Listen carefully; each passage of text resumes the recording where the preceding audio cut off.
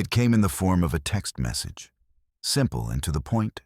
We changed all the locks. You don't have a home anymore. Let's see how brave you are now. It was from my mom. And let me tell you, those words hit harder than anything I've ever experienced. 2 days later, I received an email from their lawyer. The subject line said, "We have a problem. Call immediately." It's funny, isn't it? How quickly the tone shifts when the consequences finally catch up to you. For years, I thought I knew exactly who my family was, what they were about. But in a matter of days, I realized how wrong I had been. You see, that's where it all began, the unraveling of everything I thought was true. My life, my entire foundation, came crashing down in a way I never saw coming. That first blow, that message from my mom, didn't just shake me, it shattered me. The life I'd built, the relationships I'd thought were solid, it was all exposed as a lie. I had no idea how deep this betrayal ran. But I knew one thing for sure. It wasn't going to end here. But instead of losing it, instead of throwing a tantrum like you might expect, I stayed calm. Maybe it was the years of practice, learning to handle stress in my line of work as a paramedic. Maybe it was because I knew I had to think, not act impulsively. I wasn't going to lose control, not this time. I would deal with them on my terms. And you won't believe what came next. Let me tell you, they had no idea what was coming. I'm Michael Carter, 29 years old. I've been a paramedic for 7 years. And yeah, I know what you're probably thinking. It's not the dream job that my parents envisioned for me. It's not glamorous. But let me tell you, there's nothing more fulfilling than saving a life when you're the only one standing between someone and death. That's the job that calls me. That's where I found my purpose. But to my family, I was a disappointment. My parents, David and Sarah, they had a different vision for me, one that didn't involve running into burning buildings or saving people from car wrecks. They wanted me in a suit, in an office, climbing the corporate ladder. They wanted me to be someone who looked the part. They didn't care about my passion, my fulfillment. All they cared about was what I represented in their world. And I never measured up. I grew up in the heart of Chicago, in a world of high-rises, luxury cars, and people pretending to be more important than they really were. Dad was a corporate lawyer, a big shot, or so he liked to think. Mom, Sarah, stayed home and lived for yoga classes, wine brunches, and designer handbags. They created this perfect little bubble where nothing was out of place. And certainly no one from the working class was welcome. But I wasn't like them. I couldn't fit into their world, no matter how hard I tried. And trust me, I tried. Now that you're caught up with where this all started, I need you to do me a favor, like this video. Leave a comment and subscribe. Trust me, you'll want to be here for the next part. The twists and turns are just getting started. And you won't believe how this story unfolds. All right, back to the story. You'd think that after years of my parents pushing me away, I'd be used to it. But the truth is, I was always trying to prove myself to them. I wanted to show them I wasn't just some failure. I wanted them to see that my work as a paramedic wasn't something to be ashamed of. But it didn't matter. No matter what I did, they saw me as lesser. Even when I saved lives on the job. Even when I came home exhausted and proud. They never saw it as enough. To them, it wasn't respectable. It wasn't what Richardson's did.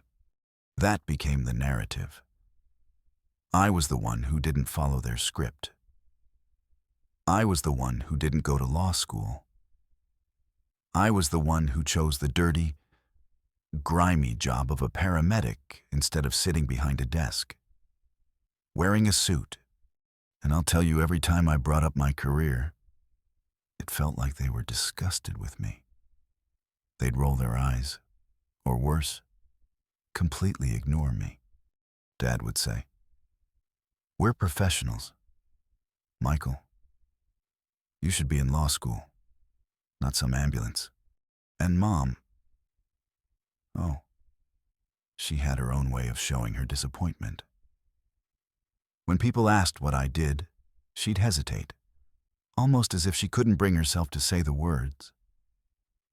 "He's a paramedic," she'd mutter, her face twisting in a way that made it clear she was embarrassed by it. Then came Grandpa Frank.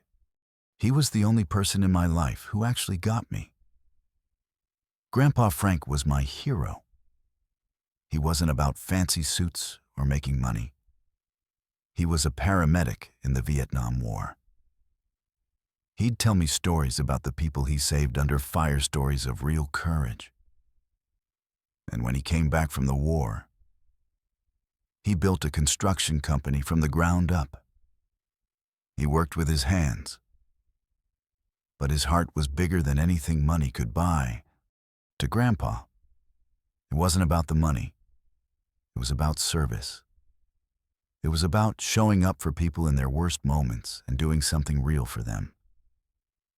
And that's where he and I connected.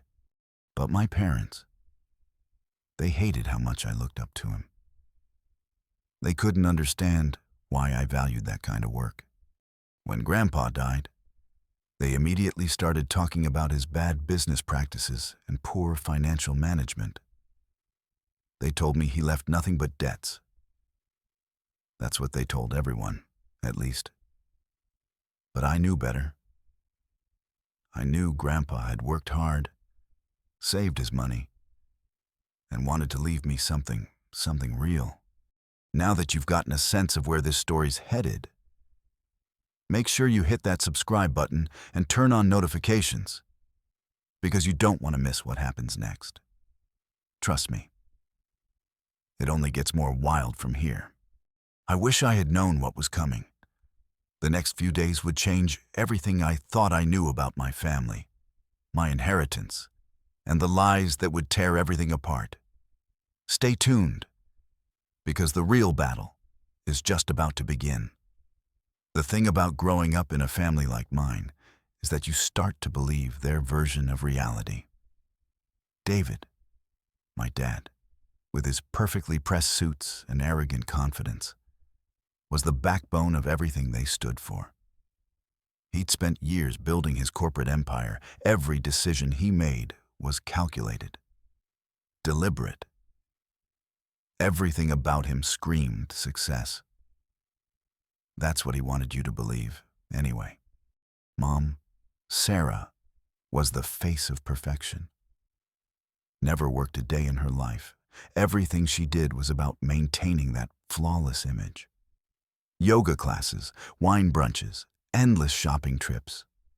To her, life was about looking good, keeping up appearances. People in our circle, our little bubble of privilege, loved it. They didn't see the cracks. They didn't see the emptiness behind the smiles and the extravagant vacations. But I did. And that's where the conflict started. The family's expectations. Growing up, I felt like I was living in a pressure cooker. Every move I made, every choice I tried to make for myself, was scrutinized. My parents wanted me to follow their path, to mirror the perfect future they had mapped out for me. I was supposed to go to law school just like Dad. I was supposed to wear suits, make deals, climb the corporate ladder. But that wasn't me. I wanted to help people. I wanted to save lives. That's when the trouble started. I chose to become a paramedic. And for them, that was a failure. A career in public service not respectable enough, not nearly successful enough to fit the Richardson legacy. Every time I spoke about my work, my dad would sneer. "We're professionals, Michael. Professionals don't wear uniforms. They wear suits." The words would drip with disdain, as if my choice of career made me less than them. It wasn't just Dad.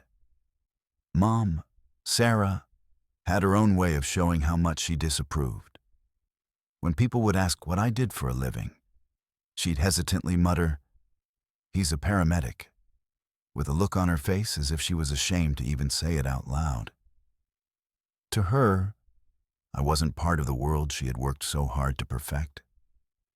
I wasn't a reflection of the life they had built. It didn't matter how many lives I saved, how much I put my heart into my work. It was never going to be good enough for them. And that hurt. More than I can explain. Grandpa Frank, a different world. But then there was Grandpa Frank. Grandpa Frank was the only one in my family who really understood me. He didn't judge me for my choices. He didn't see my career as something to be embarrassed about. He was a paramedic too. He served in the Vietnam War, saving lives in a war zone. He didn't make piles of money, but he did something that mattered. Something real. When he came back, he started a construction company, and he built it from the ground up. He worked hard. He didn't live for the status quo. He lived for the people. He believed in giving back. And to me, that was the essence of success. He showed me the true value of serving others. That's what I wanted. That's what I was trying to do. But my parents, enfin, they couldn't stand that I looked up to him. They hated our relationship. And the moment Grandpa Frank's name came up, they got angry. They saw him as a working-class embarrassment, someone who'd been too focused on helping people, rather than building wealth. When Grandpa died, it wasn't just the grief of losing him. It was the realization that my parents, who were so obsessed with appearances, were already making his death about their image. They dismissed him completely, saying he died broke and left nothing but debts. That wasn't true, and I knew it. The illusion of wealth. When Grandpa passed, I expected a simple funeral, maybe some legal details to handle, but nothing major. After all, Grandpa wasn't a man of wealth, at least.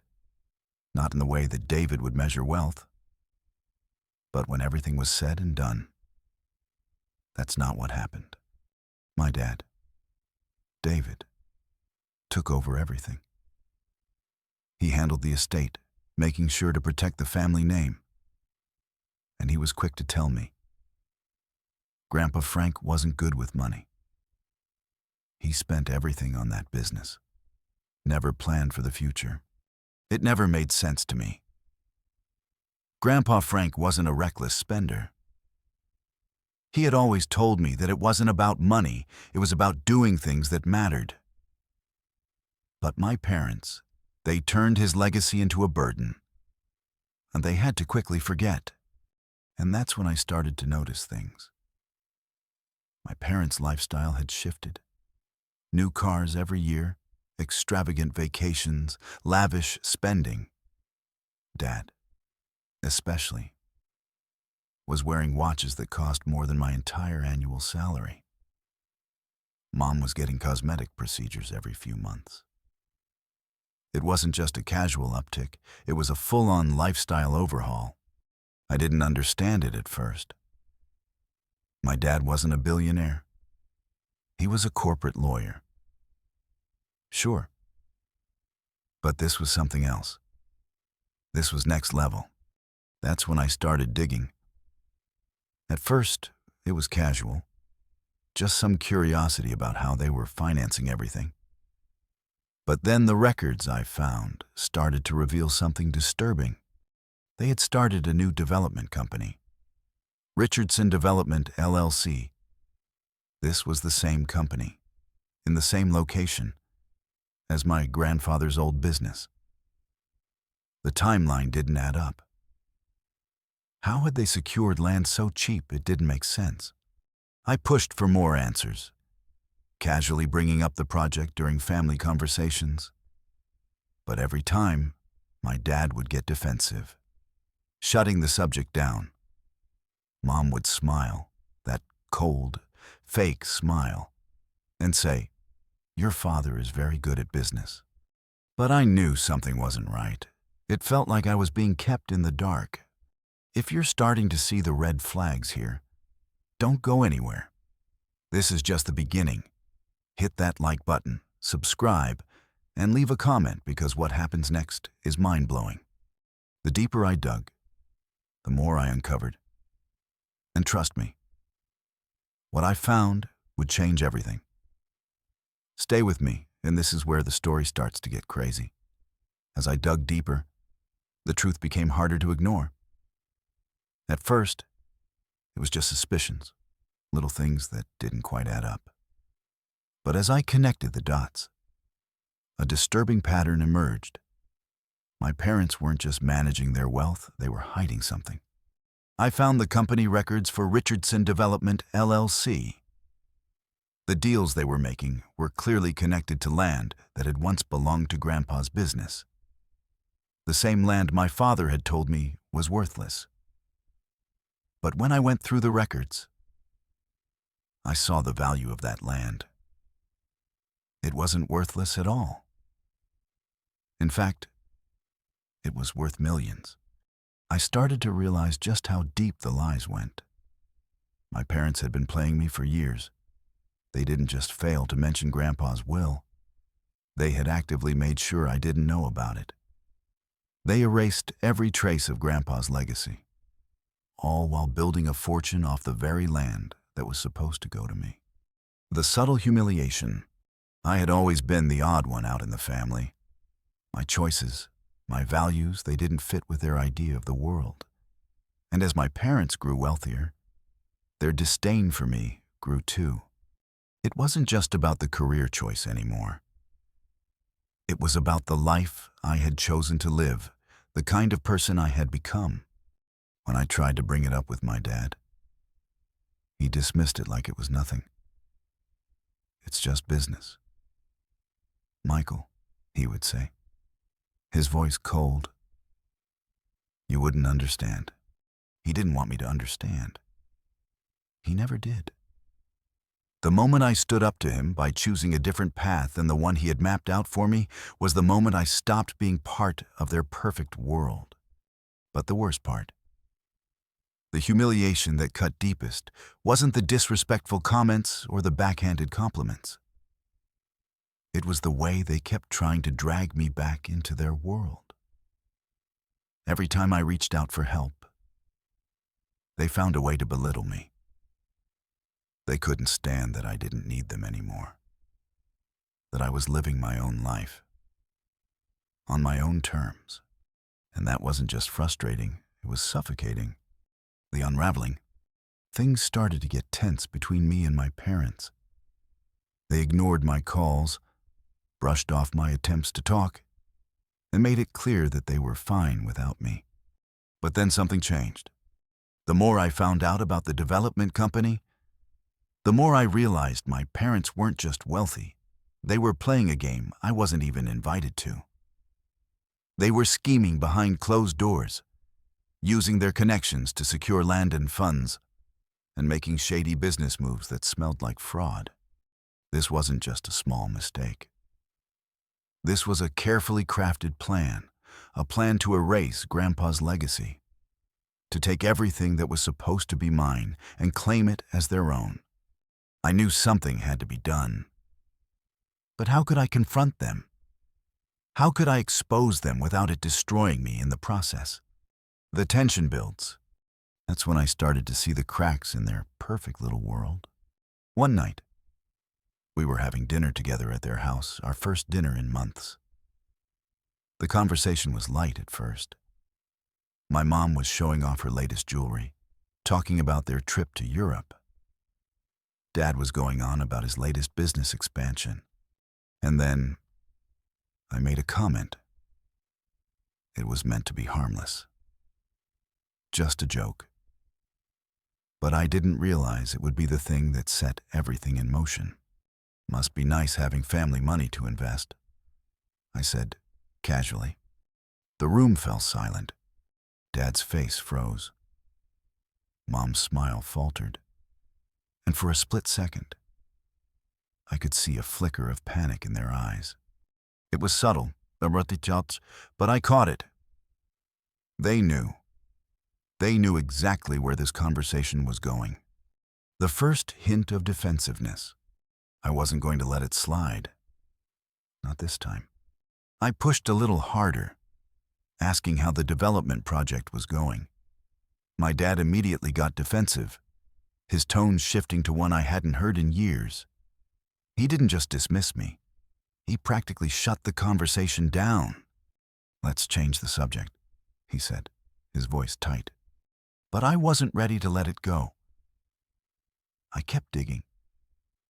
And that's when I learned something I never expected. They had been planning this for years. My parents had been acquiring Grandpa's land before he died.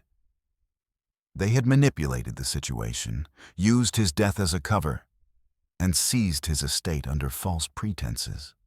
But why? Why go to all this trouble? That's when I realized the truth. This wasn't about business. This was about control. This was about my parents wanting it all. And they weren't just going to take what they thought was theirs. They were willing to erase me, too. A personal revelation. As I sat there, listening to their excuses, it all became clear. My family wasn't just living a lie. They had been building their empire on a foundation of deceit. I'd spent my whole life trying to fit into their world, trying to meet their expectations, trying to be the person they wanted me to be. But the truth was, that world wasn't mine. It was theirs. And they had no intention of letting me in. The betrayal stung harder than anything I'd ever felt. This wasn't just a fight over money. It was a fight for my future, my identity. I had been kept in the dark for so long, and now it was time to take control. But how could I expose the truth without losing everything? This is just the beginning. I've got the evidence now, and it's going to change everything. Stick around, hit that like button, and don't forget to subscribe. Trust me, this is about to get wild. I started making a plan. I wasn't going to let them get away with it. Not this time. And next week, you'll see exactly how I took control of the situation. But first, you need to know what happens when everything I've worked for starts to fall into place. At some point, the anger I'd been holding in started to boil over. It wasn't just about the money anymore. It was about everything, about the years of manipulation, the lies that had shaped my entire life. I had tried to play by their rules, to fit into their world. And all I got in return was rejection. This wasn't just a family issue. It was a fight for what was rightfully mine. I wasn't about to let them steal my future, my grandfather's legacy, and everything that was meant for me. But I needed a plan, a real strategy. I wasn't going to go in blind, all emotion and no thought. This needed to be calculated. I sat there, staring at the documents I had gathered, public records, company filings, and everything that connected the dots between my parents' development company and Grandpa's estate. I could feel the weight of it all. The years of resentment, the years of lies, pulling me toward a breaking point. But I had to keep it together. They had underestimated me for far too long. They thought I was just the kid who didn't know better, the failure. But now, I was armed with knowledge. I had the upper hand, and I wasn't going to let it slip away. The moment of clarity, the decision to fight back didn't come easy. The truth is, part of me still wanted to believe that things could go back to normal, that we could fix this as a family. But deep down, I knew there was no fixing it. I was done trying to make them proud. I wasn't going to beg for their approval anymore. This was bigger than that. This was about justice, about holding them accountable for what they had done. Not just to me, but to Grandpa's memory. I'd been patient. I'd watched. I'd waited. But now, it was time to take action. The first step, I needed legal help. Real help. Not just a lawyer who would try to make a deal or sweep things under the rug. I needed someone who could take this all the way. I called a lawyer I'd heard about from a friend in the industry.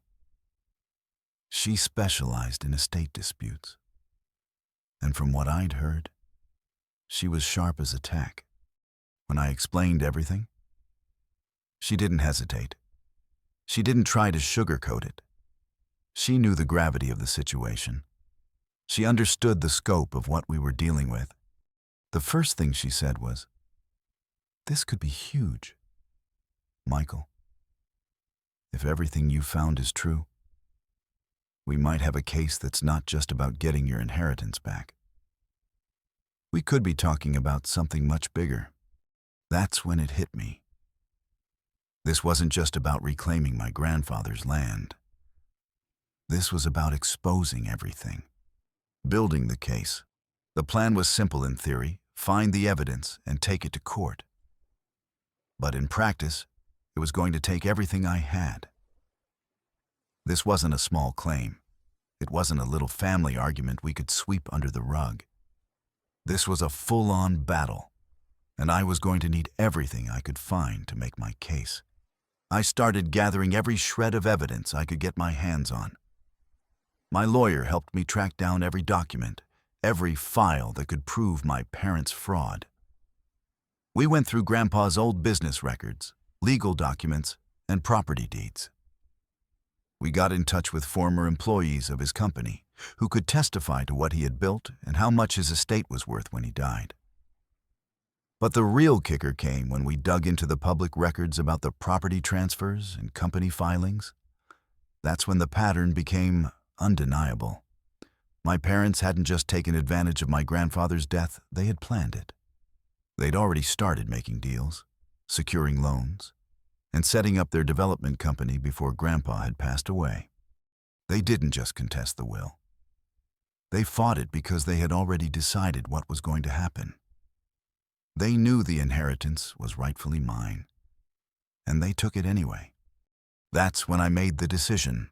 I wasn't just going to reclaim what was mine. I was going to destroy everything they had built on the foundation of that lie. Creating the strategy. The next step was to confront my parents. But I knew it couldn't be just a casual conversation. No. This had to be a full-blown reveal. I needed to make them see the consequences of their actions. I wasn't going to be intimidated. Not this time. I spent hours going over the strategy with my lawyer, mapping out the next moves. We knew that getting the courts involved was crucial. But we also had to be strategic in how we approached my parents. If we just barged in and started accusing them, they'd bury the truth. They'd fight back with everything they had. Instead, we planned a more subtle approach. I would start by confronting them with the evidence slowly, carefully building the case against them, one piece at a time. And once they saw I wasn't going to back down, that's when we would hit them with the legal action. We had to catch them off guard. We had to make them realize that their perfect little world was about to come crashing down.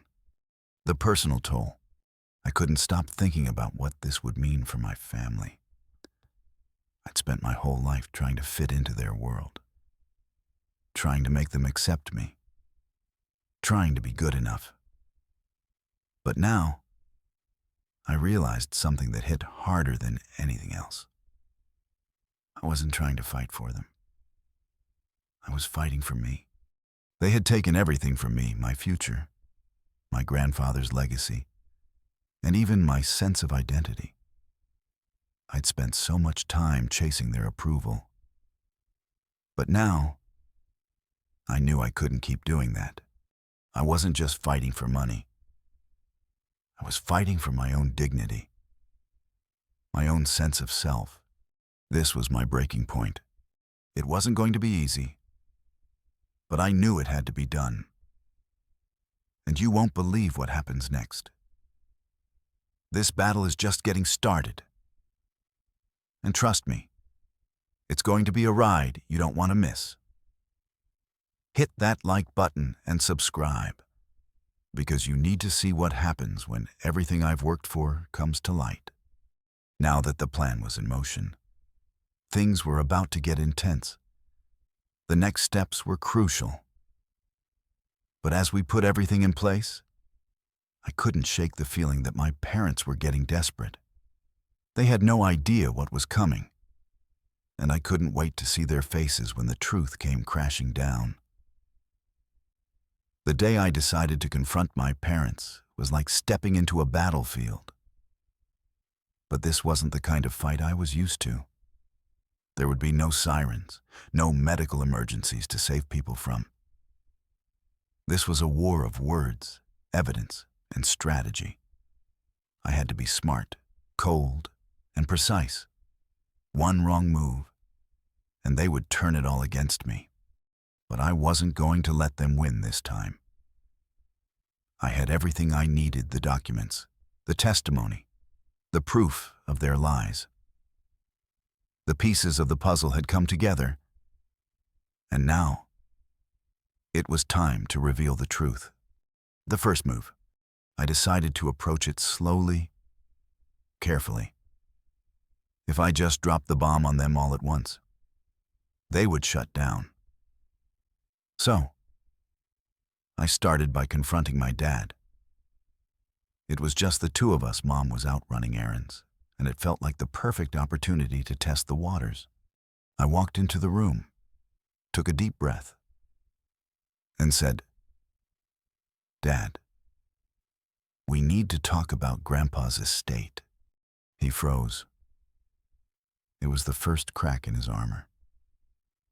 He knew exactly what I was talking about, but he tried to play it off like it was no big deal. "What about it?" he said, his voice too calm, too rehearsed. I didn't waste time. "I know about the development company. I know how you and Mom secured Grandpa's land before he even died." For a second, there was silence. And then, just like I knew he would, he tried to deflect. "That's a business matter.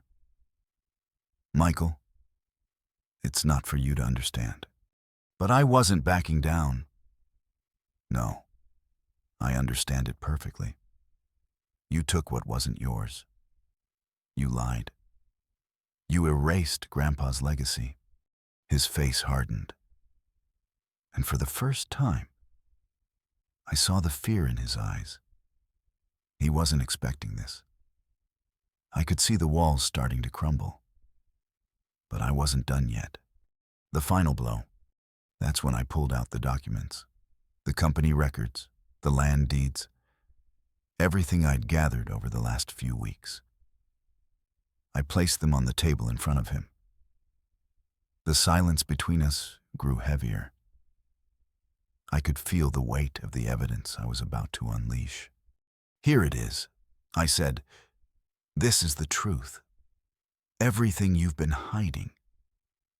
All of it's right here. You didn't just take Grandpa's business. You took his life's work, and you've been living off it ever since." My dad looked at the papers, his face turning pale. He knew this wasn't something he could talk his way out of. The evidence was irrefutable. He tried to stay calm, but I could see the cracks in his facade. "You don't know what you're talking about, Michael," he said, his voice shaking. "This is all misunderstanding. You're not looking at this the right way." I leaned in closer, locking eyes with him. "No, Dad, you're the one who's been looking at it all wrong. You've been lying to me, and you've been lying to yourself. This is the truth, and I'm not going to let you get away with it." His eyes darted to the door, like he was looking for an escape. But there was no way out. The truth was out in the open, and there was nothing he could do to erase it. The reactions, at that moment, I saw something in my dad's face that I hadn't seen in years: vulnerability. He wasn't the powerful, untouchable man I had once admired. He wasn't the corporate giant who held all the strings. He was just a man caught in a lie, and he knew it. For a few seconds, he said nothing. He just stared at the papers in front of him, his mind racing. I could feel the weight of that silence, and I knew he was trying to figure out his next move. But I wasn't about to give him the chance to spin this. I reached into my jacket pocket and pulled out another piece of evidence: the court records. I slapped them down to the table with a thud. "You contested the will. You fought it in court. And you used every lawyer and connection you had to make sure I didn't get a dime. You knew exactly what you were doing. And now it's time to face the consequences." His face paled even further. He opened his mouth to speak, but no words came out. He was caught. I stood up, watching him carefully. "You had no idea I was coming for you, did you? You thought I wouldn't find out. You thought I wouldn't care. But I'm not going to let you steal my future. Not anymore." The turning point. By now, my mom had come back, and I could see her entering the room. Her eyes flicked between me and my dad, and in that moment, I knew she understood. She'd been in on it, too. But just like him, she wasn't ready to face the truth. She tried to put on her usual act, the calm, collected, "Nothing's wrong" mask, but it was too late. I had her, too, and she knew it. I could see the panic creeping into her expression as she realized that there was no way out for either of them. "You need to drop this, Michael," my mom said, her voice shaking. "You're tearing this family apart." I shook my head. "You've already torn it apart. You've lied, manipulated, and used me as a pawn in your game. This isn't about family anymore. This is about justice." The next step was simple. I had to bring everything to court. My lawyer was ready, and we had everything we needed to take this to the next level. The court system was my weapon, and I wasn't going to back down. The moment I filed the claim, everything changed. My parents went into full damage control mode. They hired more lawyers, tried to use every trick in the book to slow the process down. But the truth was out there, and it couldn't be buried anymore. It wasn't just a family dispute anymore. It was a legal battle, one that would cost them everything they'd worked for. And it wasn't just about getting my inheritance back. It was about holding them accountable for their greed. And the best part, this is just the beginning of the real battle. The courtroom drama is about to get even more intense. and you won't believe what happens next. So make sure to hit that like button, drop a comment, and subscribe because you don't want to miss what's coming. Now that the wheels are in motion, my parents are scrambling. They didn't see this coming. But there's a lot more to this story than just the court case. There's one final, unexpected twist coming, and it will change everything. Stay tuned. It didn't take long for the news to spread. Once the legal papers were filed and the case went public, the pressure on my parents was immediate. Their perfect world, the one they had carefully curated for so long, began to crumble around them. But what I didn't expect was just how fast it all happened. One by one, their carefully constructed walls started to fall. The first shock, the first big blow came just a week after the court filings. My dad's business contacts, the ones who had always praised him for his savvy and professionalism, began pulling away. He'd always been a master at networking, a kingpin in his world. But now, the whispers had started. People didn't want to be associated with him anymore. It wasn't just the legal battle. It was the perception. People saw him as someone who was now under investigation, someone whose actions had crossed a line. The business calls dried up. The meetings he once commanded with ease became awkward and empty. I remember overhearing one of the calls he made in his office, his voice shaky, his words clipped. "No, it's fine. We'll make it work. I just need you to hold off on that deal for a few weeks." The tone wasn't one of authority anymore. It was desperation. The empire he'd built on manipulation was suddenly in free fall. Mom's desperation. My mom, on the other hand, reacted differently. While my dad was trying to save face in the business world, Sarah turned her attention inward. She started reaching out to old friends, asking them for favors, calling in old debts, anything to salvage their reputation. But the more she tried to cover up their tracks, the worse it got. I could see her frustration boiling over when she called me, pleading with me to drop the case. "Michael, please," she said, her voice cracking. "You're ruining everything. We're your parents. You can't do this to us." I didn't even feel the usual pang of guilt. I knew I had to keep going. This wasn't just about their downfall. It was about righting a wrong that had been done to me, to Grandpa, and to the legacy that had been stolen from us. "You ruined everything a long time ago," I said, my voice colder than I wanted it to be. "You don't get to cry now." The legal pressure mounts. As the court hearings went on, the walls continued to close in on them. The evidence we presented was undeniable. Former employees of Grandpa's business testified about his sharp mind and his plans for the future.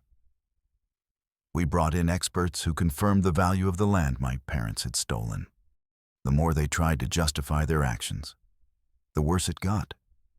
Their defense was flimsy, at best. My lawyer had anticipated this, and every time they made a move, we were one step ahead. We had already gathered enough to prove that they had manipulated the entire situation first, by contesting the will with false claims about Grandpa's mental state. Then by securing property illegally through shell companies. By the time the judge ordered full financial disclosure from their company, they were already on the defensive. The truth was spilling out in waves, and they had nowhere left to hide. The shock of the public. The real shock, however, came when the media picked up the case. It wasn't just a family affair anymore. It was the story of a well-connected family who had used their influence to steal millions from an unsuspecting grandson. It caught the attention of the press, and soon enough, my parents became the target of public outrage. It wasn't just the legal ramifications that hit them hard, it was the damage to their social standing. They had spent years building a reputation among their wealthy peers, cultivating an image of success, respect, and power. Now, all of that was gone. The country club members who once adored them were suddenly silent. Friends who had been so eager to flaunt their connections to the Richardsons now avoided them like the plague. The social scene they had thrived in turned its back on them in an instant. They were exposed, not just as criminals, but as liars who had betrayed their own son. And that hurt more than anything else, because for all the wealth and power they'd accumulated, they'd never been able to buy back the one thing they'd lost: their place in the world they had so carefully crafted. The final tipping point. I watched all of this unfold from the sidelines, knowing that my next move would be the one to finish it. The legal battles were going in my favor, and soon enough, I'd be awarded what was mine. The business, the properties, everything Grandpa had worked for, it was all coming back to me. But it wasn't just about the money anymore. It was about proving to myself that I could stand up to them and win. But as things reached their breaking point, my parents got desperate. They tried everything they could to delay the inevitable, from asking for settlements to offering bribes. But I refused. I wasn't interested in negotiating. This wasn't a matter of money anymore. It was about principle. And the more desperate they got, the more they showed their true colors. It was clear that they didn't care about family. They didn't care about me. They only cared about keeping what they had stolen. But they were running out of time. The call from Dylan. Then, just as the pressure seemed to be suffocating them, my brother Dylan called. We hadn't spoken much since everything started unraveling. But his voice on the phone was full of regret. "Mike, I've been thinking," he said, sounding tired, broken. "This has gone too far. Mom and Dad, they're not handling it well. I think they're planning something." I was immediately on alert. "What do you mean? What are they planning?" He paused, the silence on the line almost deafening. "They're looking for ways to make you disappear. They've been talking to people who know how to handle difficult situations. People who can make problems go away permanently." My blood ran cold. It wasn't just about stealing anymore. It was about keeping their empire intact, no matter the cost. "Are you serious?" I asked, my voice low. "They're trying to have me killed. I don't know for sure," Dylan said, his voice shaking. "But I overheard Dad talking to someone about it, and I'm scared. Mike, they've already destroyed so much. I don't want to see anything happen to you." That was the tipping point. I wasn't just fighting for justice anymore. I was fighting for my life. This was the moment I realized things were escalating faster than I had anticipated. My parents had crossed the line, and now it was my turn to finish this once and for all. Don't forget to like, comment, and subscribe, because this story is about to take a turn you won't believe. The next part, it's the showdown. The final battle where everything I've been fighting for comes to light. The consequences of their actions, they're coming, and they're going to hurt. Stay tuned. The day of the trial arrived, and I was ready. I had everything in place: the documents, the witnesses, the evidence that my parents had stolen my inheritance. This wasn't just a legal battle. It was a chance to finally reclaim what was rightfully mine and expose the truth for the world to see. But as I walked into that courtroom, I knew the stakes had never been higher. The tension in the air was palpable. The sound of footsteps echoed in the quiet hallway as my lawyer and I entered the courtroom. I could feel my pulse quicken, not because I was nervous, but because I knew this was the moment that would change everything. As we sat down, I saw my parents across the room. My dad, ever the picture of control, sat with his arms crossed, trying to maintain some semblance of dignity. Mom, on the other hand, looked like she had aged years in just a few weeks. The once immaculate woman who prided herself on perfection now appeared frazzled and defeated. But I didn't feel pity for them. I couldn't. This was a game they had started, and now they would have to face the consequences. The trial began, and the more we laid out the facts, the more it became clear just how much my parents had tried to hide.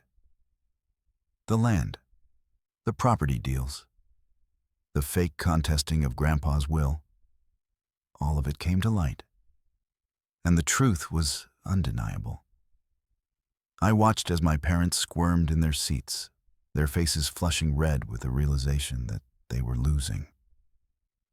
They couldn't cover it up anymore. At one point, my dad's lawyer stood up to object, trying to create doubt, trying to deflect the blame. But every time they tried to dodge the truth, my lawyer had the perfect response, one by one. They were knocked down, and the walls my parents had built up came crashing down. The judge, a woman with years of experience and no tolerance for games, listened carefully to each piece of evidence. And by the time we were done, I knew this was as close to a victory as I was going to get. It wasn't long before the judge asked both sides for their closing statements. My parents, despite everything, still tried to present themselves as victims. They claimed they had acted out of necessity, that they had done what they thought was best for the family. But I knew it wasn't true. And so did the court, when it was my turn to speak. I stood up slowly, my heart racing, but my mind clear. I looked at my parents, my mother and father, the people I had spent my entire life trying to make proud, and I said, "You took everything from me. You stole my grandfather's legacy, and you tried to erase me from the family. But no matter how much you try to bury the truth, I'm not going anywhere." I paused, letting my words sink in. This isn't just about money. It's about who I am. It's about what my grandfather left behind, and about standing up to the people who thought they could take it all away. The courtroom was silent. I could feel the weight of the moment, the truth settling in. My parents couldn't look me in the eye. When the judge finally returned with the verdict, I held my breath. I had already won in my heart, but I knew it wouldn't be truly over until the court made its ruling. She was calm, measured as she spoke, and I could hear her words clearly. The court finds in favor of Michael Carter. The inheritance is to be returned, including all assets previously taken from Mr. Carter's grandfather's estate. I sat back in my chair, a wave of relief washing over me. It was done. The battle was over, and I had won.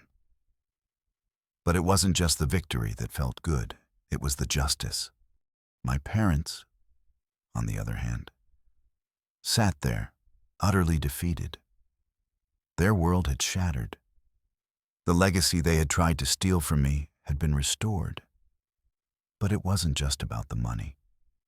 It was about the emotional toll it had taken on me. The years of trying to fit into a world that wasn't mine. The constant rejection, the humiliation, the pressure to be something I wasn't. now that the truth had come to light. I felt a weight lifting off my shoulders, but I knew I couldn't undo the damage they'd done to me. I had my inheritance.